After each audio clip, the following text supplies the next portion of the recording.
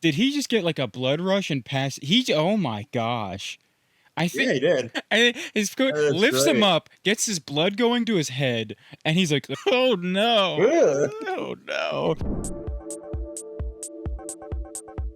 We're here with the first episode of the Sidestep podcast. We had recorded earlier, but unfortunately, late night talk show host and television legend Jay Leno had found out through the grapevine that somebody had a late night television show. And, well, naturally, he took it, as he did to Conan O'Brien and David Letterman. So we take that never even got syndicated. We take that as a huge mark of pride for our quality at that happened to us. Yeah. But now we're here on Discord. Now we're here. I'm the CEO of Italians, and that's it's Ben. Yep. So the original CEO of Italians would be someone like Julius Caesar, and the titles are about equivalent in power and prestige. Yeah. Yeah, about spot on, actually. Yeah. I'd say so. Roughly, it's ballpark. Yeah. Better. I'd say better. All right. All right. Well, what we're going to do here is we're going to be covering international wrestling, bit of MMA, really anything that comes to mind. Now, the background here, wrestled at Division I, American University, and I wrestled Division II, 3 years. And after that, I worked with Flow Wrestling and Intermat, covering the World Championships, Olympic Championships, Russian Nationals, U.S. If it happened, I saw it. Sort of like a benevolent palantir is the function served. Yes. All right. So what we're going to start off with, the inaugural episode, is Japan. What are they up to? What are they up to over there? They just finished up the Meiji Cup. So back in the day, it was kind of known in the early 2010s, right?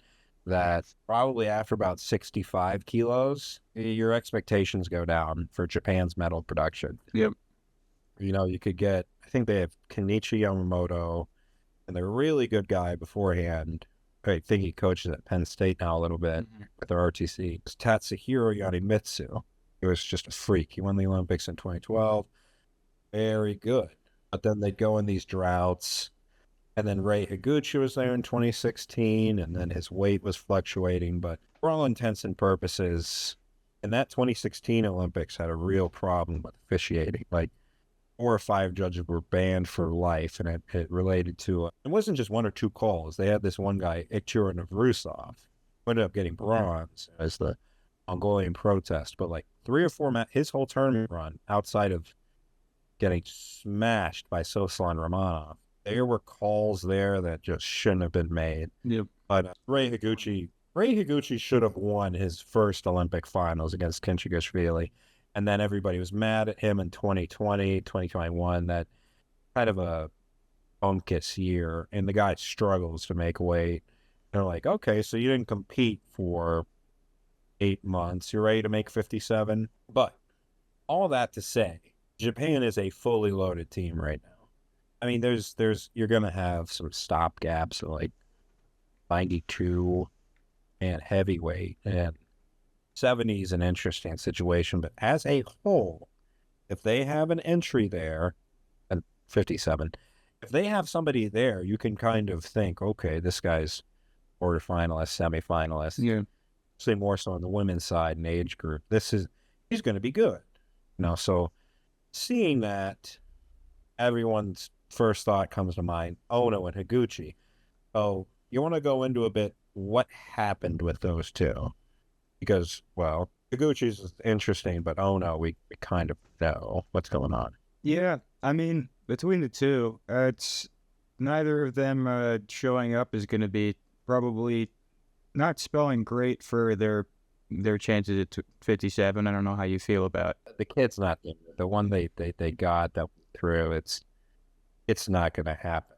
So for people that want to keep up with it moving forward, they do have a process. Yeah. So at the end of the year, they go Emperor's Cup. Yeah. And then you'll be the Asian Championship selection.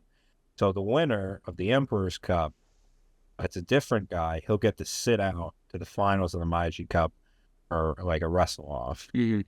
If they both compete there, it's a different guy and one wins and the other doesn't, then they'll have a wrestle off later. But if the same guy wins both, he gets it locked up. And the Misc Cup is later in the year. It's a 2-part qualification system Yeah. with the wrestle off and cup through. So why we're kind of bringing that up is 2024 Olympic champion Ray Higuchi shows up at 61. He wins the Misc Cup challenge tournament, everything. He says, it's like, I don't care about this. This doesn't matter. I don't care. I'm the world. Who cares? So he just doesn't do it. So Toshihiro Ashigawa, who won the Asian Games a couple of years back in 23, 57, is going to be the rep. Yep. Oh, yeah, he sounds good. He's a past world bronze medalist. But last I checked, he lost to Ahmad Javan at the Asian Championship. So you're looking at going from Ray Higuchi to him. That's kind of a roster concern. Yeah. Realistically. At a weight that's traditionally really strong for Japan. So it's, maybe it's like, I would be kind of surprised if we get any results out of that weight from Japan, but it's going to be, well, Takara Suda won the Asian Championships last year for them, and he moved up to 65. Yeah. Jax Forrest beat him pretty good at Worlds, but he was so hot going into the World Championship. So this is going to be essentially year 2 of them not placing somebody at what's a traditionally very good weight for them. Now, in that we did something last week, and the extent to which I overinflated his weight gain, because I only saw this interview this week, and I thought he was like something like 70, 75 kilos, just something unprofessional. Yeah. Like a Brando-esque level of bloating. And just come to find out, per his interview, I just won everything already. I don't really care about freestyle. It's not until the Olympics. I don't care, And they asked him, "Oh, do you care about not starting at Penn State?" Like, why? I'm just learning folk style. I don't care. What do you think of your degree? Who cares? Hey, he's got good I don't grades. He's got good grades. I did see that. He does have good grade. Yeah, that's So it's that's you enjoy the Funny, too. experience, you're training. I would not mind just spending a few years in the he's young too, and it's not getting you a bunch of injuries. Because I know the last time he tried to go to 57, his kidneys kind of went. So Yeah. with that, we'll go back to the bloat. Let's always go back to the bloat. He's only 64 kilos, which he's a smaller guy, so that kind of tracks. I mean, he's training everything. That the video was not altered. He was just fat at the time. But it's Water weight. their two best options. Their two best options at 57 and 61. It's just they said, "Catch you next year." Yeah. That's hilarious. So They're it's, hilarious. See you. Yeah. See you next year. We'll just GG go next. Next year. Yeah. So what the one we really, really want to talk about here is 74 kilos. Yep. What a good position for Japan to be in. They had 2 world champs go at it, Yoshinosuke Ayagi and Kota Takahashi. Yep. And Ayagi, a 70-kilo world champ, goes up and beats him profoundly, 11-4, and pins him on the way there. And, he had some losses early in the year. But you think about that. This was a guy who was succeeding on the U23 level, beating Russian national champ Sherbayev in his debut at the Senior Worlds, and continually got better, then blows through the field last year. And then he can transition up. He can take some losses early in the year and kind of turn it around for them. So having multiple guys deep that are super elite for them, that's incredible. Not something Usually you see just at said, that weight for Japan, yeah. Or they had Well, was this historically, Takatani for a while, and he was like, Daichi Takatani won like 13 national titles. And there's one year he did an interview. The Japanese interviews are always great because they're very, very blunt. I'd be like, yeah, I watched last year's and it sucked. They were trash. I was like, let me show these kids how it's done. And then he did win it. He beat Tetsuya Shirai, who I think he beat Trent a couple of years back in E23. Trent Hidley, yeah. Yeah. So then he tries to do that Hayato Ishiguro, who got silver last year at Worlds. And he's like, these damn kids. Rats. Yeah. Yeah, no, they're So showing me up. Yeah. the other thing that we had, Olympic champion Kotaro Kiyoka qualified at 65. Now, there's two guys in Japan, really only two, because it's not a sustainable approach. Um, Kaisei Tanabe was like, I think he won the Emperor's Cup in Greco. Yeah. He won as the Greco rep at the Asian Championships. I think he placed. He placed. I think in Norakuni. And he went for the. I think he went here for the Meiji Cup. Didn't go well, and then he's the runner-up here in freestyle. So good for him, but you also think double the wear and tear, and then when you get into high-level Greco, your injuries are going to be a little different. Yeah. Be a little different. What just you're more likely to get injured to a degree with just how much more physical the hand biting is. You know, like you're just gonna get beat up. So on that, they have a complete unknown at 70 kilos. We had talked before. We said Aishi Narakuni's back, Mister Double Dip, Mister Vic Kahuna, past world champion, beat Ayagi at the National Sports Festival. It was a big deal. Yeah. What we were saying, that that was big. So you make the point of like, at the age group level, it's kind of okay it's preferred even that you double dip, you do both styles. Yeah. Yeah. Which is. Yeah. The problem with that is when you do both of them full time as a senior, trying to be the best without specializing, you're just gonna take some lumps. Yeah, it will happen. It's always. I feel like the guys who are double dipping are a little bit. They're more interesting in the front head positions, which is nice. But that's as a rule. Remember Hayden Zilmer? Hayden Zilmer did that for a while. Yeah. Yeah, he was 97. Yeah, he's cool. And then Stephen Buchanan beat him, and now he's a heavyweight rep and fun stuff. But why we say that about wear and tear is Taishi Narakuni, who I thought he teched Zane Rutherford in the World Finals. It was super cool. Yep. He broke a bone in his face, and now he's completely out. Has to get surgery. Everything. Dunzo. Yeah, that's why everyone's face is taped when they wrestle Greco. You came back, you double dipped. You know, the classic thing, you don't double dip. What does he do? Too much dip. Double dip. Yeah. Well, yeah, exactly. There's too much dip on the chip, and the chip breaks. In this case, the chip is your face. So, was I upset about that? Yes, because, sick. And that's another medal chance loss in Japan. It is tough. So, kind of looking, you don't have your best option for 3 of your weights. Yeah. You got enough otherwise depth, but there's an asterisk, and those guys could do better. But then go to the next slide, because there might be I like that transition. Yep, we went through that. Yeah. No name, Yamamoto Ogawa. Now this guy, Ivan Gardage, he beat Hazenbek Shamalov at the Asian Championships. He beat Alain Bayard. Sold to Alain Bayard. He's very good. Yeah. That guy, he's going to be good. You're really unassuming physique, which is, I love that. You get guys who are like, he was doing this thing where he was tired and he's bending over, and I think he has double jointed elbows, and so he's like, his elbows just completely bent in as he's tired. And it's just like, not like someone who you expect to be. Yeah, it's weird.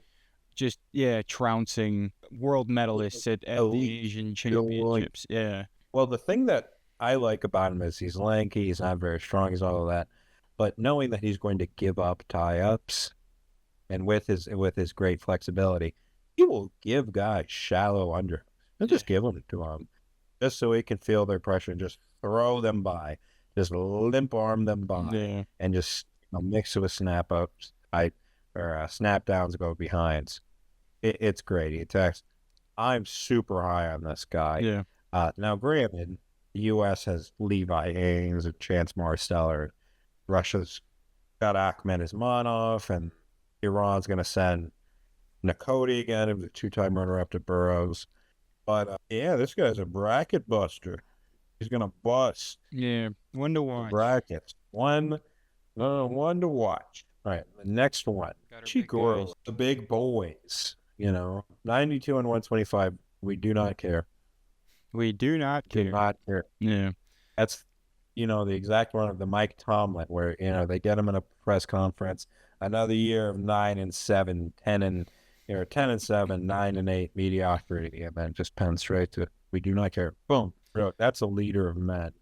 But dude, Ishiguro was sick last year at Worlds. He was sick. He has a pass run over Zahid. He beat Arseniy Zhoyev, who's number 2 in the world right now. He beat Kyle Dake. Yeah, Ishiguro was out for a while. He didn't really compete in any of the ranking series tournaments. Yeah. Healed up. Yeah, super physical. Great retex. 86 is, it's kind of a strange weight right now. Because if you think about it, pulling it up, because Magomed Ramazanov's going to come back. Yeah. I think 86 has gotten better. And it was good last year. Yeah. Because we don't want to say immediately, Ibrahim Kadiyev's just going to win it. He's going to win nationals. He's going to go through. But it's a deep weight right now. It's a deep weight. It's deep. I mean, 86 is a deep weight. Generally speaking, you've got a good history of, great 86 people. Yeah. Now, Arash Ashita, we saw him beat Snyder last year. He's beaten everyone not named Aliyev or Kanaev. He is fantastic. I mean, he put the boots to Ait Makan a couple times. He's beaten Tazadinov. He's beaten Ragomedov. Beat Macharashvili last year at Worlds. I mean, this guy, lock him in. For all intents and purposes, lock him in. He won U23s last year. What a anchor for Team Japan to have. Absolute anchor. So we're going to go back to that depth point. Now, when we'll bring up the next slide, but when people traditionally think had the best depth overall, well, what do they usually say? I mean, if Dake, Burroughs, Taylor at the USA 74, that's gonna be one you do think a lot about. I mean, like it's safe answer. You had Burroughs, who, of course, I mean, he kept for the amount of time he kept both respective. I guess did Dake ever get to number one pound for pound in your rankings? I know Taylor did, but he got the top 5. Yeah, he's top 5. 2 pound for pound wrestlers, and then Howe, of course, who Howe's his best international result was at the Yarrigan, right? He placed really well there a couple times. Lost to Ahmed Gadzhimagomedov, who's a world medalist in 2018. And he was the guy where, you remember the Yarrigan where Kyle Dake had that really crazy match in the semis, and then he goes in and just gets handled. Yep. That was him. Yeah. So it's easy for us Schnitzers to come up with that weight, which is a great weight. For all intents and purposes, it is a fantastic weight to think about. Sheer production, you could go 74. And if you're looking at parity, like any guy could beat any guy. 65. Yeah. Because even then, you remember 65 kind of had that really unlucky streak of just nobody could place. Yeah. Nobody. Like it was until Yanni Giacomalis in 2022. Yes. He broke the curse. And so at 65 I feel like 65 is it's a tale of a lot of people, a lot of wrestlers who are all, I think, if they were at the peak of their powers at a world championships, all of them easily sitting on the podium. But it's just like a lot of them just never put it together. And a lot of things did not go well. Yeah. I was so happy when Oliver won trials in 2016. I was like, oh, me too, dude. That's a lot. And then my least favorite wrestler ever to exist beat him by like 1 point at an Olympic qualifier. Oh, I remember watching that match too, and that was sad because I forget who there's a couple other guys did qualify their weights that day from the U.S. team that I'm not going to remember, but that hurt. That one hurt. It was 2020. It was 2020 that he won trials because Frank Molinaro got the qualification in.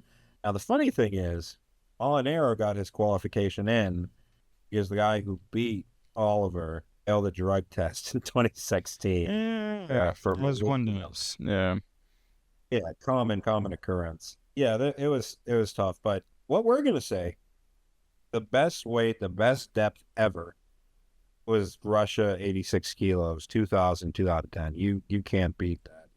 Now, the argument that we're going to make here and why people want to go back to USA 74 as well, that's all done in retrospect. Yeah. It's like, well, after the fact, Kyle Dake won a bunch of world titles at 79 after he left. Well, David Taylor moved up to 86 and he won world Olympic titles at 86 during the actual time that they are there. How much turnover they have, how much parity, because Jordan Burroughs is on a generational run. Yeah. Really was. Fantastic. All-timer. I still remember that feeling of, just having... Untouchable. He's untouchable. It was such an amazing feeling watching him for that several year stretch. Oh, yeah. Just unbelievable. But even then, we get to say, oh, they have talent. Oh, they go to beat the streets. I remember Taylor he'd beat Jabril Hassanov, multiple world medalist. Yep. Dake would go to Azerbaijan and beat Denis Sargush, but then something else would come up. He'd take a weird loss. His thing was injuries, which feeds into the unfortunate. There's again some guys I'd like to know less about. And the minute he made his first world team in 2018, they put out a documentary about him. And there's a functional. The functional patterns worked. You know, they got him into those pound for pound rankings. They got him those world titles, that Yarygin title. You know, functional patterns don't matter. It's the term perennium contender, because I remember at the time he had a whole big thing about the power of sunlight. His captain plan, like, okay, little alternative, whatever. You have to cut massive amounts of weight. You were decent sized 86 kilo the year before or 2 years before. You're injured. Yeah. Sure. I'll bite. And it's just, it's an all over tan. There's nothing wrong with a little bit of sun where the sun, never mind. You know what? Yeah. So learning about moving on. The other premise was I don't eat any my meals. My wife just cooks organ meat all day. My house smells like liver. And I was like, what? This is awful. I can't root for this guy at all anymore. Yeah, this is terrible. I like him. I enjoy watching people try and shoot on him. I like it. Yeah. Yeah, no, it's hilarious. they know they shouldn't. Only maybe a handful of people are able to succeed. Yeah. One of those new handfuls is Ibrahim Kadyrov, who is a Russian 86. Yeah. But anyway, this decade is just ridiculous. And all these guys circulated at the same time, right? They were trading blows and unreal. So we had Adam Saitiev start the year off, and everybody, they can remember this very well. Inside trip, pins Yoel Romero. Yoel Romero looks crazy, just like a freak. Just crazy. The athlete. Adam Saitiev looks like a normal guy, just a jag. Yeah. Next year, Kazakh Magomedov, who won the Olympics back in 96, comes through, makes the team, beats Yoel Romero, who had beaten him in 99 for his only world title. You think, okay, it's trading. It's the first year after the Olympics. A little bit of turnover. Maybe some guys don't show up. Maybe they're banked up. Okay. Adam Saitiev comes back. Now he's 2 for 2. Right?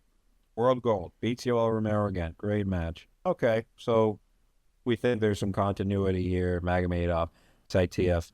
And then for about 4 years straight, they've got Shashidov come out. Yeah. So Shashid, first time making a world team, wins it. Beats Cale Sanderson. Yeah. He lost it, but did he lose to Sanderson on the 2004 side? No. Because that was when Sanderson beat the Moon, right? Yeah, it was Moon. It was South Korea had a really good run throughout the late 90s, early 2000s of it was mainly Moon because he placed at the Olympics in the 90s. Then he came back and got silver in 2004. He was really good. And they just haven't been able to replicate it, which is kind of a surprise. But I'd say it's more also surprising that North Korea's program has been more productive than the South Korean program since that time. North Koreans, they had after COVID and everything else, they kind of just were locked down realistically for a while. took them until like 2023, maybe into 2023, 2024 to show up to qualification events, and we're like, oh, they're very good. Yeah. But they kind of cap out at like 65 kilos. Yeah. Really sure. their best weights. Yeah, I guess you can't say 86 or anything like that. But yeah. Yeah. Fun to watch. We can. There's a entry. They had a world champ last year, Chong Song. Yes. And they were good. Their style, we can go into something like that because it's a current communist country, but there's trends. Yeah. With their coach, how they train their guys. Shashidov comes in. He loses to Moon at the Olympics in the semis. That's like 9-2, which back in the old rule set, that's you kind of got beat pretty bad. Yeah. So then, okay, Olympic bronze medalist, world champ, goes into the next year. He gets fifth. Now that's worst case finish, worst case scenario. That's how you're placing. It's fine. He now there's this guy, Ravas Mindarashvili, who's the Georgian Olympic champion. And people throw around like fraud or soft bracket or everything else now again. Yeah, there's actually a claim there. So it's widely known, or believed to be known, that at certain times the Cubans took a bribe to throw match. You remember Mijan Lopez way back in like 2011? They're like, it's a little too easy. Haven't you beaten this guy like 5 times? He loses to Riza Kayal. So when Mindarashvili won his world title over Yoel Arrow, I'm like, oh, this seems a little strange. What's happening here? He doesn't have a very explosive style either. Yeah. But anyway, Shashidov lost to him, and then he lost to Magomed Kurigliev. But listen, first year after the Olympics, you've already got 2 world medals, great. Yep. And then wouldn't you know, he wins Worlds next year. Yep. Great run. That's better than. I mean, let's look at 65. You talk about a weight with a bunch of parity in the U.S. We'll go back, but people would talk about Brent Metcalf every single year. Every single year, people would, he's going to do it this year. He's going to get a medal. He's going to get a medal. And then just add brackets, placements that get him exposed. Yep. If the match was 8 minutes, he would have won instead of 6. I'm like, oh, wow, really? That is like, it's the story with literally every Iowa wrestler ever. It's just, if I had about another 30 minutes, I would have destroyed them. If I could have gassed him out, yes. If a 400 meter, if a 100-meter sprint was a 400-meter sprint, then Usain Bolt would have won. Yeah.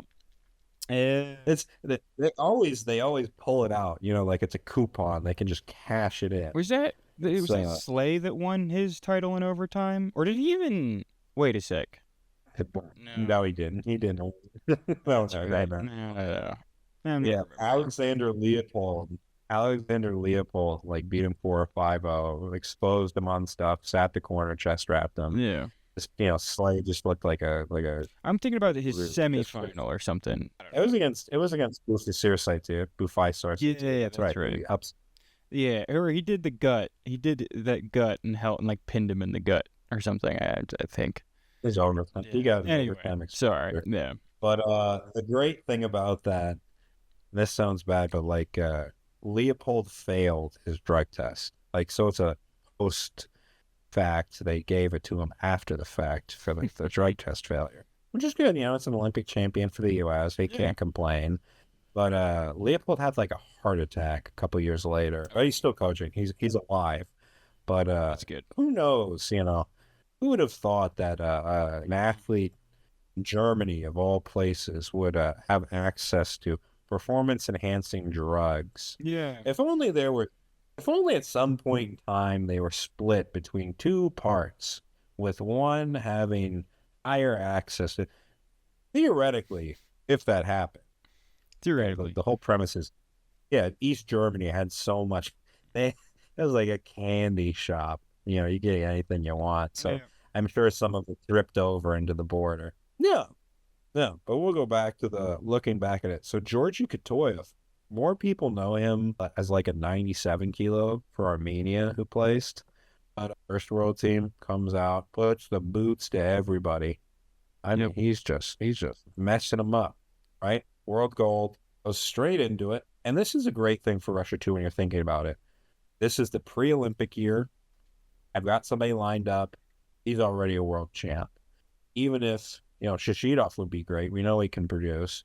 Hey, we go into 2008. We've got two guys we know that if something happens, we've got him. He goes in places. Now he loses to that same Mindarashvili that I just have such contempt for. Yeah. I just wanted Yoel Romero to have at least 2 world titles. That's all I want. It feels like he really feels like he should. Really, Yeah. really should. Because the Saitiev match was controversial, the Mindarashvili match was a throw, and then he defects to Cuba in 2008 after the Grand Prix of Germany. Yeah. So then he competes in Germany for a bit. You love Yoel Romero. And now did you see him and Mijan Lopez were in Russia with Aliyev? Oh, no way. No, I actually did not see They were there. They were there for the Best of Dagestan North Ossetia match. Dude, it was great. I'm half expecting Lopez to come out of the woodworks and somehow make it in for another Olympics and just, it's routine procedure at this point. It's like yeah. It really is. You can just time just time your watch around it. So next thing you know, they get somebody very good in Abdusalam Gadisov who gets 5th. Yeah. Right? He loses to Jake Herbert and Sharifov, which that sounds bad to say. Jake Herbert's a 2-time NCAA champ. Very good. And pretty good. That is the peak of his career. That 2009 run, that's it. Yeah, he was really good early. It's a curious, that's happened a few times. And I've always, I mean, I can understand a multitude of reasons why that happened. And I'm sure he's probably talked about it and I don't know. But it's just, yeah. I was always, it's one of those things. It's like, oh, this guy's the truth. And then it's like, oh, the truth is fizzling into nuance and weird gray area. The truth is fizzling into a nice morally gray zone of infotainment. Yeah. That can't hold up in court. Yeah. He lost to Solace the next year, and then Cale Sanderson. Do you remember 2011 where Cale sitting around like, yeah, I could place. What a loser. Dude, I still shout out, Cale. Yeah. So he comes back for 1 year just to qualify the weight. He gets 5th. He loses to Albert Saratov and Sharifov there. He loses to Saratov for bronze. And he looks like he just ran over his pet. Like in the post-match interview, he was like, dude, you've been retired for like 7 years. 7 years at that point. He's just like, yeah, it really was. But like the contempt that he had for anyone else is palpable. It reminds me of the David Taylor interview. He's like, well, I wouldn't recruit someone out of high school. I'm like, yes, of course. That's where you're mad. The recruiting, the principle, not it's the principle. Yeah, the principle. But Soslin Kutsoyev finishes off the decade for them with a world bronze. Solid guy. I think he retired a couple years back. He was super old, but he still had some good placements. He won the Alliance in 2019. Yes, solid guy. I mean, if you're looking at that, they only have, out of those years, only 2 guys got less than a world medal. So we'll say 6 different reps, 8 world and Olympic medals. Big one here, 6 titles. Yep. That 6 is titles. You can't beat that. Nobody's beating that. I mean, they just refuse to get second, which is kind of funny. It's like they'll lose in the other matches, but they'll lose to get bronze, but well, there's no silver is the first place loser. Do you remember? We'll go back to Metcalf. It was McDonough, one of those 2 Iowa guys. That's like, you remember all the medals you have? Like, no, if they're not gold, I just throw them away. Yeah. It's I as a competitive mindset, I understand where that comes from, but at some point it's like, well, you kind of hit the end of the road, and then you're like looking back at the legacy, and I hope you can have a little bit of a more appreciative. I'd like to see something happy. Yeah. Exactly. You Yeah, like seeing people happy and being able to appreciate all the work they put into something to be second best at something out of everyone doing it. yeah, you still had a fantastic performance and growth. Sometimes they just run into a hammer. Yeah. We're gonna see what's next because I think we're gonna go into the dual meet, Dagestan versus North Ossetia before we get into the next big point. And we're gonna have a video here. Now, when I found this video, the auto translation from AI was crap, so it sounded like me, like a nasally, boring guy. And I said, "Well, I'm not gonna let somebody else butt in on our turf, so it's muted, so you can hear us." So Dagestan North Ossetia has been an ongoing match series for a while. Now, it always hasn't been labeled as such, but back in 2023, they had Team Sidikov versus Team Sajalayev, Sarbex, North Ossetia, and Sajalayev, Dagestani. They also used as for him between Chairman Aliyev to qualify. Look at these. Look at high crotch re-attacks.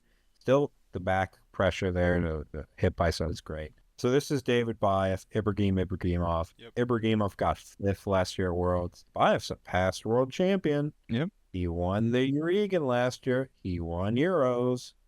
Then he lost in the quarters of Russian nationals. But still very good. Number one ranked guy at 70. Yeah. Okay. We'll just put such cases, not many. Not many. Sounds very specific to him, It's mainly only him at this point. Yeah, unfortunately. Yeah, he's cool, but there's like a hopefully not a pattern here. But Ibragimov got 5th last year at Worlds, won Euros. He's a 2-time U23 champ, won Russian nationals. Shamil Mamedov had gone to Bulgaria. He beat up Abzi Mamedov. Now, the Bulgarian thing we can talk about at the end, kind of what that means for their athletes, because they, surprise, surprise, Balkan country sport administration is corrupt. But we'll start the second period here. Both these guys are great. Yeah. But just some background here. He's coming up from 65. Ibragimov's a 65. If is going to be, oh, look at that snap down. Misdirection with it. So quick. So quick. We'll play that back. Play that back, Turbo. Look at this. Incredible. Yeah. Really snappy. That is very quick. Direct at its finest. And, you're usually not going to gut a world champ. Like whenever you try to gut somebody good, it feels like they have a magnet. Yeah. To the mat. But misdirection, snap down, perfect. Looks like he's got a bit of like a hand injury here. Yeah, it is a bit taped. I think it looks like he's got his fingers, maybe it's on the outside. Yeah. Did you ever, I remember when I was a freshman. He's got the spray. The spray. It's Novocaine. It's great stuff. I had to use it. Back when I was a freshman, because I, short or have to shoot all the guys. It's bad. But if he jammed his like thumb ligament, that hurt so much because it'll just kind of send like straight down your. Dude, I hate. I hate it when my thumbs would get jammed. It happened all the time, so you have to figure. I just getting like mat returned and like posting out on a mat return and just laying it. Yeah. Did that once, never did it again. Never again. Never. Well, little high jumps for it. High cross, then right into a single misdirection duck attempt. That's 4 or 5 legitimate attacks there. You will never see you will never see a reshot like that from an American wrestler, which is, it's just this full out, like a Superman, like splayed out. I don't even know how to describe that. It's just, they didn't get anything. Like Muscayev, where it's like, what's a sprinter position? You're leaping into it. And the other thing here that you really got to appreciate it on both sides, but big hands can bite. Yeah, he's mixing up misdirections. He's attacking the other side too. That's 3 chained attacks, and his gas tank isn't going to. I mean, that's ridiculous. It's ridiculous. These guys are in the phone booth. They are in the pocket. Yeah, and both men are just. They were in the center the entire time, which speaks to both guys' ability to hold position. With Ibragimov, when you're going to be chain wrestling like that, you have to remember, as much as you attack, you have to be able to regain your position. Yeah. So to be able to compose, go to the next one, change direction. I shouldn't have to say that. You should be able to watch this enough. He's good. Normal people can't do it. Look at, almost gets it. It's a single leg, turns back into him. I love this bit rate. I don't know if that's me. I think that's their stream. Yeah, it's theirs. Okay. All right. But just every exchange here is just so nice. Everyone, I'm sweet. yeah, just such thin margins. Who's sitting down for a minute, gets it. He rebuilds space, back pressures, no takedown. Give him a push out. Unreal. How many people would not give up something there? Yeah, about him, maybe like one other person. One or two other guys. Do you remember when we watched Ibrahim Kadiev? His back pressure. He just hip heist out on guys, like completely standing. They should be able to return him. That's it. Yeah. I mean, God, I want him to get a world medal. Another incredible misdirection go behind. Dude, what the a thing match. is, Bayev, well, he's not slow. Yeah. Bayev is not very, he's not a huge speedster, but like there's a discrepancy here, which you don't get huge speed discrepancy.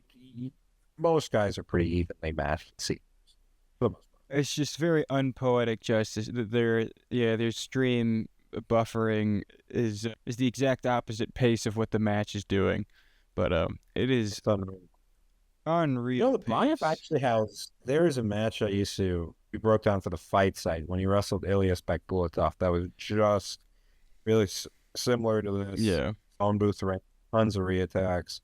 He ended up losing. That's it. This is incredible. It's the way that both of these guys chain their moves together. They're always on to the next thing, but the thing is they're having to. It's the counter being countered to another attack to then another count. It's just Every sequence is 3 or 4 things from each guy, gosh. and that's like 4th or 5th attack. Finishes off a single. I mean, it's 6-4. The pace of Ibrahimov's wrestle at, I'm totally fine with him. Like, yeah, no, like my heart has failed at this point. Yeah, I would be dead after about 2 minutes of this. So 6 minutes is just unreal. You know, hold the center for 19 seconds. Just don't break. He's smart there. He's honestly, it's like he was able to, give himself a few seconds to hold because you got 11 seconds left in the match. He restarted at 19. Well, look at that. He tried to do like an inside step, like a foot trap setup. He's got a caution. I'm surprised he was able to avoid that. But there's only 2 seconds, but the thing is too, Ibrahimov, he was number 10 in the world at 65. That's unreal. Can always come up. He's beat the number 1 guy at 70. Because he had lost at the Eureka. Hold up. What is it? Wait, what is his okay, I got it. Did he just get like a blood rush and pass? Oh my gosh. I think he did. And his coach lifts him up, gets his blood going to his head, and he's like, "Oh no, oh no!" They're like, they're slapping him around. Wake up! Wake up! You win! You wake up! Jeez. They don't even get a doctor out there. No, they just put cold spray on his face. There you go. That'll get it. Just wake up. No. I forgot forgot this part. That's beautiful. That is, what an ending to a match. That's exhaustion. That is true. Said my bad. They're getting all the blood going to your head, or in your and Babe is standing there and ow him off. That's amazing. Really great stuff. Fantastic stuff. But at least he passed out after the match and not during it. Like, well, he kind of was probably going to if he hadn't already. I think the coach did him in, but what a match! Oh my gosh, brilliant. So we see the quality of wrestling that's going on there. Can't miss it. Yeah. So the results are one of our favorites, guys. Zavor Goyev won a national finals rematch. Yeah. 2024 against Gabayev. The thing that I like with Zavor, I like his front headlock. Real Woods does the same thing. Yeah. Where he pinches it, and then he'll pivot his hips. So it's like you're traditionally going with like a head pinch where you pinch it off to the side. Yeah. Almost like you go head and hole, where you get a real good squeeze on it. But then right as soon as you think you're gonna start walking your feet inside, you just windshield wiper, pivot your hips over, and that squeeze and release is it's an easy go behind. Yeah. It's an easy go. Real Woods does it really well. Will threaten the head pinch and then just. You can see, my hip feeling. speaking of the Russians, I mean, with their whole, tree system of technique, it's like you can see the branches happening from that position where it's like if he doesn't have that immediate option, he can finish the other way, but it's just having Oh yeah, that available to him. you have It's like, 2 or 3 things you can chain. Couple things. Bashir just it was not close. Yeah. He got a big double and elite guard stuff. Lifted him up, came up from the mat. The worst thing is, if a guy gets you off your feet and you're already on your feet, you're getting humiliated. But a guy to suck in on a shot, get up, and then just take you feel like a child. Yeah. And that's what happened to Elite Marsa. Musa Mektikhanov has went to Skyf, not a lot there. Yeah. Mektikhanov's got runner up at Euros. Like, he got a sweep single and like a step out. Yeah. But he was fine. Sidakov, good win over Ganashov. No complaints there, but we'll talk about what happened to Sidakov. Yeah. Uzmanov, Salkazanov, step outs and cautions. This is a high level match. That does not mean it's a good match. Yeah. Please do not. I sat through it. Just do not get yourself in that thing where you have to conflate like elite matchups with entertaining matchups. Yeah. Because there can be things where people cancel each other's out.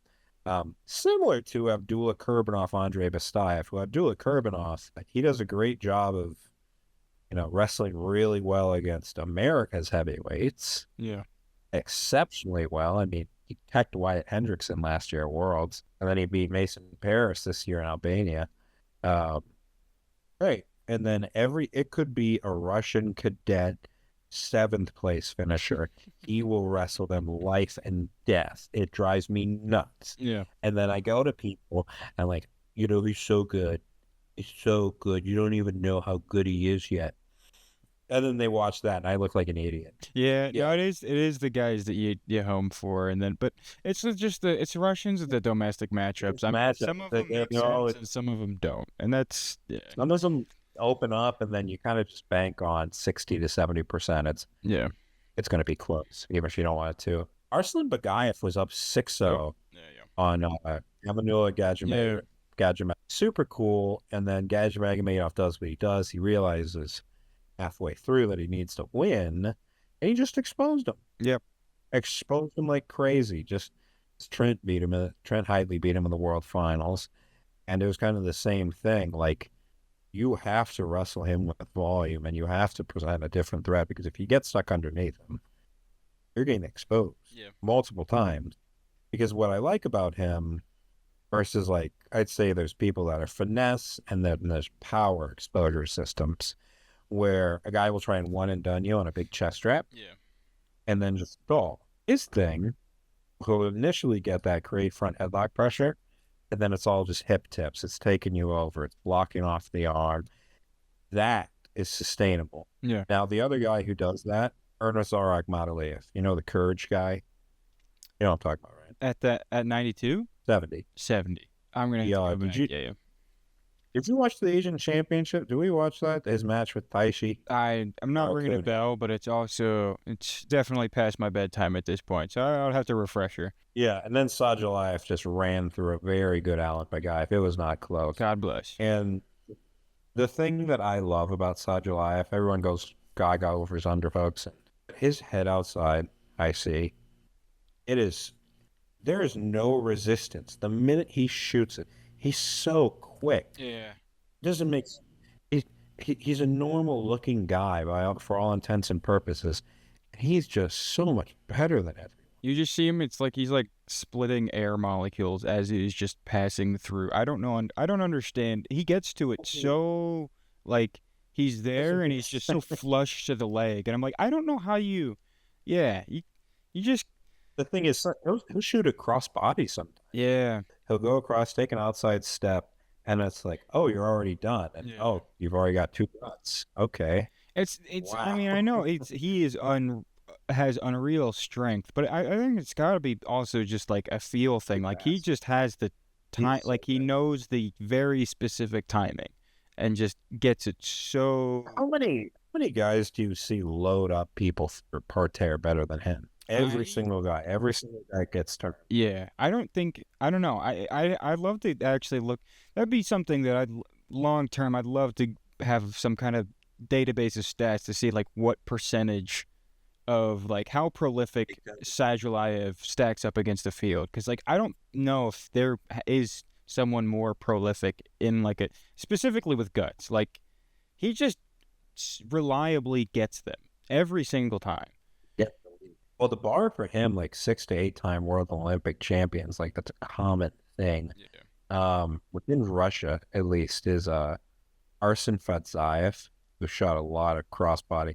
They do a lot of cutback finishes and finish out on the other side. It was super cool because you shoot a single this way, finish it on the other side, and the amount of give, the finishes will always be super cool. He lost to Kenny Monday at the Olympics, and then Makarbek Kadartsev, who wrestled for Uzbekistan. He's better. Fadzayev might be close, but yeah, that's what we got on that. Let's see what else we got next. 74 kilos. Now, the Aliyev as a whole, I like it. It's a good domestic tournament. There's been years where it's better, but you don't need to know every single result here for it to matter. Yeah. That's not what matters. Alan Bagayev moved up to 97. That's cool. He was a top 10 92 guy. Yeah. For that. Yeah. He's cool. He won Junior Worlds 2018, 2019. Good. He was runner-up to Aliyev at 2024 when they banned him from the Olympics at the last second. Yeah. Leaving all the time to be excited for it. Yeah, he had to be prepared, and then he had to cut down to 92, and then Anyway, Zarbek Sidikov, 4-time World Olympic champion. This is his second loss this year within Russia, that's very strange. It's a little concerning. It's kind of the bar that he set, because we knew last year he picked up a knee injury at the European Championships against Chairman Aliyev. We were like, can he make it to Worlds? Yeah. Mom Ganshov wins Nationals. A little bit of concern. Wins the wrestle off. Chairman Aliev's better than him. Yeah. Which, we know Chairman Aliev's very good. Yeah. Very, very good.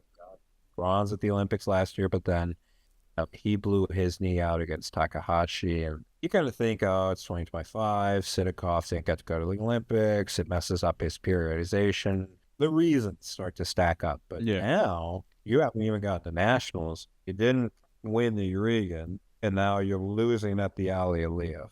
You're starting to think this guy is a decade into senior level competition, he's coming off a knee injury, they're starting to catch up. He's still beating good international competition, but why we're using this, we're going to talk about turnover at a weight and what that means for a quad, because turnover is key. It keeps it healthy and makes sure that you can have a next man up. So, what do you think comparative to like, because the big thing that kind of throws people off is the last quad was a complete historical outlier. Yeah. No ways around it. Really unfortunate for a lot of reasons. And I mean, Sidikov is one of those guys who like you think can sit at, like, if it were any other country, barring Iran and the US, could sit at the top of the ladder for the decade, and it's his spot. It's Russia. It's Russia. If you're at 80, if you're one of the, you can, I'd say, like, for a guy like him, who is one of a generational great Russian wrestler, at 80% of his power, could very easily not make the team. Well, 2020, you remember they had the 5 to 6 months layoff because it started in March, and they didn't get to compete again until October.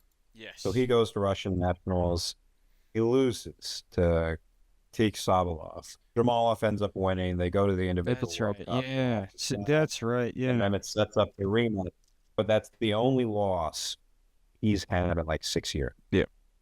Well, he lost at the Urigan last year too. Timur beat him. But that's also kind of the year he starts picking up injuries, everything else starts to happen. But we make that point. 2020 to 2024, it's an outlier. it's not. COVID essentially took a year off. Yeah. Well, 2020 is gone. And 2021, you're rushing guys back into the qualifier. They've not competed for the most part. European, Pan Am, Asian, and then a world qualifier, maybe one or two. Yeah. But again, most of them didn't get to compete. Then you run a full Olympic, run the Olympics, and then you run a full world championship. Now, I liked the full world championships because you get guys who weren't able to make the depth year prior. Yeah. Get to see high-level international competition. You get to get those reps, get them to jump up.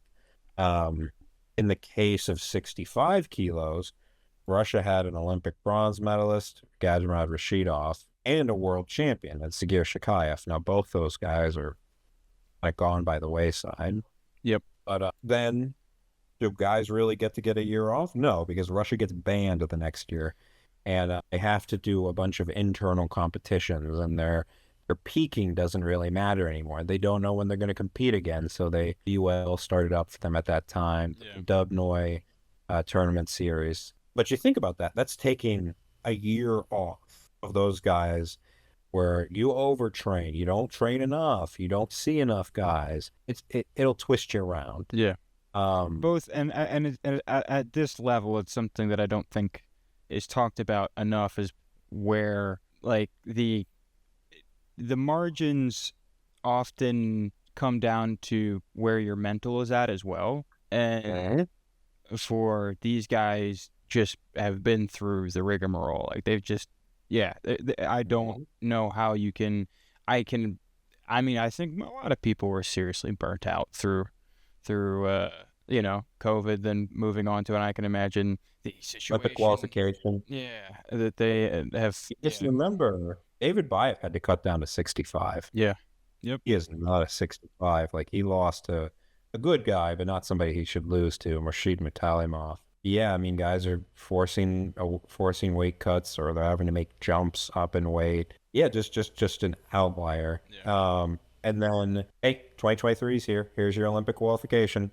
Get to it. Yeah, it's just weird. So it was a weird block. But I think after 2024, with U23s, with everything else, it starts to reset. So we kind of get the normal thing of, hey, guys will take some time off in 2025. They'll start to come back tentatively. Yeah. There'll be some turnover. You'll get a new rep. Great. Now we're in 2026. So we're really starting to finally get the full cycle of turnover, which is great. So we'll go to the next slide, kind of see what we got there. They talk about it. Now, we talked about this. You're on a normal 4-year block. You get to actually settle into your weight. You get to get into your routine. Hey, here's nationals. Here's the ranking series I go to. Maybe this is too many. Maybe this isn't enough. Here's my pro series, which that's really good for guys now that they've got a full RAF, PWL. They can get matches one-off and not be banged up. Also, you get to get multiple looks domestically without one and done at nationals. Like the U.S., I've got RAF. I can see the guy there. Hey, I've got the Open. I can see him there. I can see him at trials. Yeah. Great stuff. People are only going to get better. But it takes a year or two for that setting. So this is the new blood that we have when we talk about turnover. Japan's got 2 of them. Yeah. Takahashi won Worlds last year by injury default, let me say. Still beat good guys. Still beat Imami and Sakazov. Still good. Beat Carr earlier that year. Very elite. That's not to discredit him, but, it is what it is. Yes. And then Ayagi. Ayagi beat him at Nationals. This is really good for them. And then David Carr. And David Carr, he lost 2-2 to Sidikov. It was a heartbreaker. He was right there with everybody. Yep. Everybody. It was, I want to say 7-5 with Aliyev. Like, the couple tweaks, come in fresh. He could win. He could go in and win it. There's just little things. And then, obviously, Nalbek Sharif, the guy who upset Zarbek Sidikov. He's a world medalist at 2024, 70 kilos. He's a U23 world champion as well. He lost at the Urigan to Timur. I think it's a bad matchup. He's going to get better over time because we go back to, like, an elite matchup doesn't mean an entertaining matchup. Timur Bajoyev is incredibly boring. Yeah. I've watched him for over a decade. He is not, is a staller to his core. And, early matchups, you can get that. You can get guys that way. Defense and hand fight can get you real far. Doesn't mean you have to like it, but you still have to say the guy's good. But with that tentative style, he can kind of stall himself out. So the next one, we'll kind of look at who's already established, who's already. Oh, well, it was Taimur Salkazanov, and then Mommy. Now we're gonna kind of cap off with PWL, RAF. RAF's doing much better than I thought it was. Yeah, I am also in that camp of RAF. I am surprised that the logos you see next to it, defunct. It's a graveyard. RAF, yeah, it seems to be doing. It's working. Not only is it working, it's like a legitimate product that doesn't feel like it's a gimmick, which is.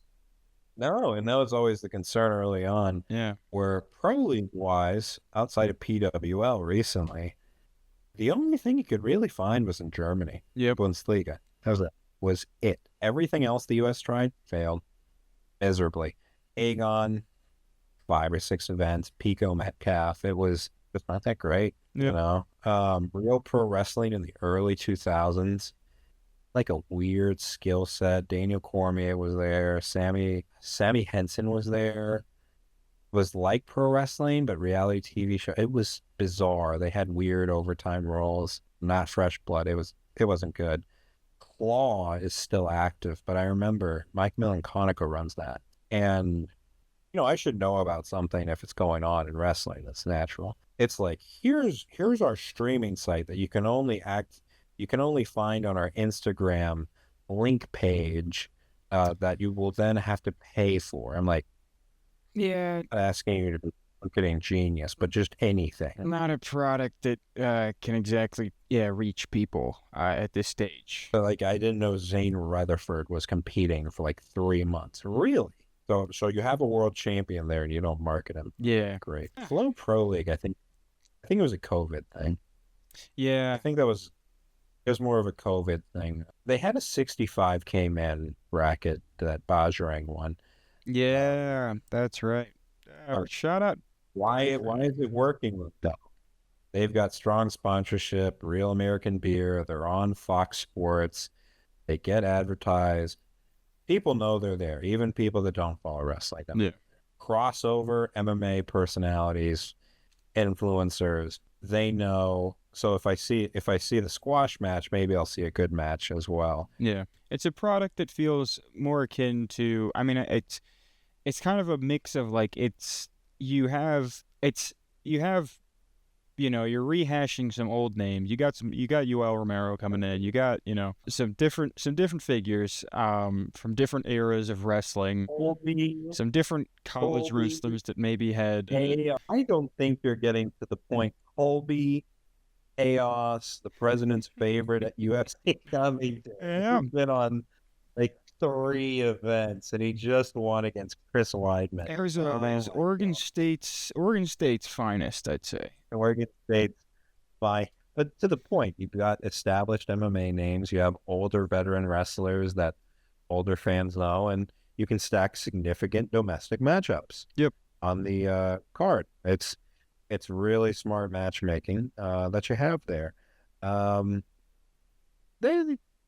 They also book Armin Saruki in there, and every other match that he has is how quickly can I alienate fans from my career? I'm wrestling a guy who's never been a national qualifier. Let me start a event-wide brawl for no reason. Why not? Why not? This is excellent. I could just tech fall him easily, but why not pursue legal action? Why don't I do something that could cause legal repercussions? Yeah. He's been at 5 of these now, and then he beat some kid, Muggsy. I'd rather not know, but I watched a clip of him getting beat by high schoolers. Not like Melvin Miller, Bo Bassett high school. I mean high school. Yeah, maybe It's it could be good too. You know, yeah, that is the other side of it. I think they're able to pull interesting names, and good matchups, but sometimes those are exclusive, not yeah. I know what I'm saying. Now man, they got some good pickups internationally. Aliyev showed up. Aliyev's on the roster. Tamer Kazakh is there. Erzar Aliyev is there. He didn't get to wrestle Zayn, but he's there. Givi's there. And they caught a couple older Russian guys that they got. So at the time of recording this, we've actually got all the results already. Able Steve was, of course, won by technical. Will be my favorite fighter by all accounts. Sponsored by, I can't even do it. I just hate watching him. He beat Chris Weidman. For fans in the know, Chris Weidman snapped his leg like a spaghetti noodle a couple years ago. And that's a great marker. Yeah, it was notably, I guess the twist and ironic fate of that was he did that to Anderson Silva a few years prior to that. Yeah, so just everyone's legs are just, fortunately it seems like all good tonight, so we'll take that. Yeah, just incredibly long. Yeah. He won his last UFC by a brutal Three Stooges eye poke. It was great. Yeah. They showed it on the camera being like, so they think, looks like you fouled him there, buddy. What happened? I'm like, oh, I didn't do it. What do you think? Because Chris Weidman gets me because he's clearly not Italian. He's like Irish and German. He's like, yes, I'm from friggin' New York. Oh, man, I can't wait to have a slice with the family. Oh, man, I love fighting. I can't stand it. But, yeah. Anyway, not Italian. I can't speak to that, but yeah. I can, and it bothers me. It just drives me. As CEO, Kyle Snyder, GV Macharashvili, Merab Dvalishvili beat Frankie Edgar. 45-year-old Frankie Edgar beaten by a dominant bantamweight champion. Who would have saw that coming? Real Woods beat up an undersized Russian 57-kilo guy who they pulled out of retirement. He hasn't competed in wrestling for 6 years, and we'll go back to that. Yep. I think one of my favorite matches here would probably be Parker Keckeisen versus Georgios. Yeah. 2025 world champ. Keckeisen hits a really sick head and side single. I think gets a seatbelt. He still has the leg. Finishes with like a knee block body lock. It's so slick. It's an easy way to get a 4. It can create separation in a match. Yeah. I've loved his trajectory. It just sucks. He's stuck in a very deep weight. He's shaping up to feel like a Howe figure right now. Honestly, that would be the best kind of comparison to him. I'm seeing, he's 25. He can't go to the U23s. He is 25, isn't he? Yeah. Oh, I thought he was younger than that. Yeah. Well, I mean, he was a super senior for, I think, his final year, but. Well, he won, you're right, 1, 2, 3, 4, 5 Big 12 titles. He went to 5 NCAAs. Yeah, wow, yeah, you're right. You're right. Zane Rutherford did not wrestle like Aliyev. Didn't happen. Yep. He bullied Taylor, and then he got like a single leg, and then turned him. It was 8-0. Not a close matchup. Zane's going to final exits. If you like seeing guys get beat, it's fine. Yeah. Real Woods had a close one with Bajrang. Bajrang's pretty much out of the Indian wrestling scene. It's sad stuff. Great. Yeah, he is. And then Nolf beat Mento 10-5. We'll see if we got anything else. We've got some odds and ends. Yep. I will go over. Oh, great. Their entire strategy with Kennedy Blades, that it seems, is find girls 20 pounds lighter than her and then just make them wrestle her anyway. Yeah, it's a classic tried and true. Not something I would sign up to do, but hey, I get wanting to compete against the best. You just could routinely see why Kennedy is the best. Yeah. We'll get to we're World Team Trials. Yeah, I said most of what we can blow through a lot of this. Yeah. You got Machine Gun Mindset. Machine Gun Mindset, Bolts Miners. Why are you even here, man? Yeah, Come on. he does it. It's just, it's. I mean, I guess it's fair, but it doesn't feel fair. So It it's doesn't feel right. no, It's, it's, and that's dominance, but also you got held back, and your dad caused your school to lose a year of eligibility. it happens. It happens. It That happens. happens to It's everybody. what's that to however many titles of things he will be winning as already There's winning. something to be said by one of the brands who entertain the thought of having AJ Ferrari go to their school. Didn't want to deal with recruiting. Yeah. Well, it's more on that. Well, I guess we'll see how that pans out. I certainly think he'll have a good upside, but no, I think. But it's fun. Yeah. Where we go into it, juniors had some really good guys. Drayshawn Ross beat Kobe Merrill. Yes. A 3-match series. Which Kobe Merrill ups Mason Paris. Yep. It's big. It's big. Yeah. That's going to be. And the other one, Aaron Seidel, who's been just on fire. He got third at NCAAs. He beat Austin DeSanto. Yep.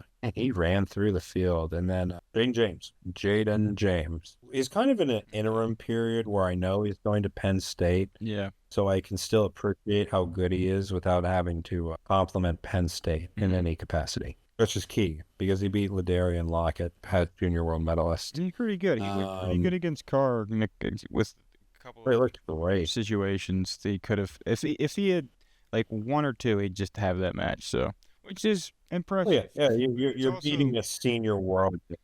Yeah. One of those, but Carr's also one of those guys. I think we kind of talked about that comparing with the Russians, how they got the weird domestic matchups. Like I don't know. Carr's up and down for me. I feel like he's one of those guys who, if he gets it together, it could be generational. But I don't know. I'm slowly kind of cooling on that. I mean, I like him. There's good stuff there, but 74 is very deep. It's tough. Tough class. Yeah. You could be a contender, but when your bar is set at Kyle Dake or Jordan Burroughs and Kyle Dake, that's it's a bar. Yeah, it's up there. That's pretty hard. And then Aiden Sinclair is going to Junior Worlds. I'll love to see that. Yeah. A lot of fun. Max McAnally won it last year, but man, it's great. Now there's one match that I actually care about for True Thirds at Final X. Parker Keckeyes and Aiden Sinclair. Yeah. That will be good. We're gonna wrap this up here. Yeah, it's a great weight. We're gonna wrap it up with some miscellaneous thoughts. They're interesting if you think they are, but they're relevant down the line. So take notes or don't. We can send you a just by email. Yeah, by email, by fax, or dial up, and then we'll send it to an AOL group chat. Anyway, doesn't matter. We're both. Neither of us are in our 30s. Been brushing up on Morse code. Yeah, we've been brushing up on antiquated computing systems to appear. It's a matter of performative male behavior. Learning how to fix vacuum tubes. Yeah, whole thing. Yeah, I'm signing up for the draft, but I'm 40 years old. Actually 60, but it doesn't really matter. Anyway, guy who beat Jax Forrest last year at Worlds, Asselshon Yesengeldi. You don't have to. I hope you remember the name, but it won't hurt me if you don't. He lost to their junior Asian Championships bronze medalist from last year, Alan Raulbeck. And then Raulbeck beats Athleticon, who got silver at the Asian Championships a couple of years ago, like 24. When you look at depth, you love to see it. And you love to see a guy who makes that big of a jump within a year. Yep. That's huge. And with younger guys too, you can't, it's not as cut and dry, the trajectory. You really can't see huge jumps that quick. Yeah. And now we go back to Japan kind of as a strange situation at 61. The majority of depth in Asia right now, India will put out somebody good. They have Amon. Yeah. But Central Asia, sidestep, if you paid attention to our title, Kyrgyzstan has a really good 61. Beat Chairman Tap Tough. Omar Bekasanoglu, he's real good. Yep. And now a lot around. The step will rise, is what I'm saying. Step will rise. Get on board, because the train is leaving. Up the raw. Nikola Kaipanov won Worlds back in 2024. Yeah. 70. Oh, he's going to be their 74 kilo rep. He got bronze last year. 74, he's not quite the lock to place as he usually is, but keep an eye on him. It's good. But if you want crystal ball, keep an eye on this guy. He's very good. Yadij Kasimbek, they're heavyweight. Yeah. He beat a two-time Olympian. He beat Cole Mirasola and Yusuf Dursanov. Mm-hmm. He won juniors. You got to watch this guy. He's very good. And then Azamat Dalibakov, he's a two-time world medalist at 86. He's back. He was at 92 for a bit, but he's back. He's better. It's good. Anything else? Arslan Bagayev, international champ, moved up to 92. Yeah. He's still U23 eligible, which is a surprise to me. Yeah, same. Let's see. Stephen Buchanan got upset at Pan Am's. Boy, did he get it was not like a thin margin loss. This is one that I will, my once in a blue moon of connected results here. You don't ask me to do this again, but Solo Torres is not the only person who was just launching Stephen Buchanan from tie-ups. This guy over here did that a couple times back in high school. Back in the day. I got one of those for the rest of the NC State, and I hold on to that. Yeah, you got to with all my. You have to, because we're not winning world titles. We got a podcast, so that's you see what this translates W for washed. Yeah. You know. Washed. Yeah. Oh God. Yeah. That brings back some memories. Yeah. Buchanan hung out in those five for too long. He just got launched. Yeah. Over and over again. If you're reading the screen with us, if you care, if you've seen who Ozdemirov is, great. He's cool. I like him. I'm not going to hold it against him. He's good. He beat Lev Pavlov, the Russian national runner-up, senior national runner-up, like the finals. You just kept beating him, and there was a point that just came to expect it, you know? Yeah. And then Mustafa Gadzhimalakhtabirov, look, I like him. He's cool. He's won a bunch of stuff domestically. He's a Urigan runner-up at 92. And this is a common process where I have to explain why you should watch them and then cut it with, I know you're not going to. Yeah. This is a pure esoteric knowledge. He's up at 97. Yep. I hope it sticks because they need some more depth at the weight outside of Aliyev. Especially going into the guys were cycling back into the Olympic cycle. But, You're 2 years off from the next. They're only 2 years away from the next quad. Who knows if he does another? Like, it's not that he's like beat up or old. It's just he's been going since 2014. Yeah, he's been going. Yeah. What I see, we have nothing else. That's the first episode of Sidestep, and it is it's very late. It's very late. It's incredible. Right. This is again why we bring up. This is a late night show, not by design, but by planning, or the lack thereof. And that's why there was a delay of production to it, because when Jay Leno heard there was a new late night show, naturally, he thought. So we got moved to ding, ding, ding, midnight. Yeah, we got moved to the graveyard slot.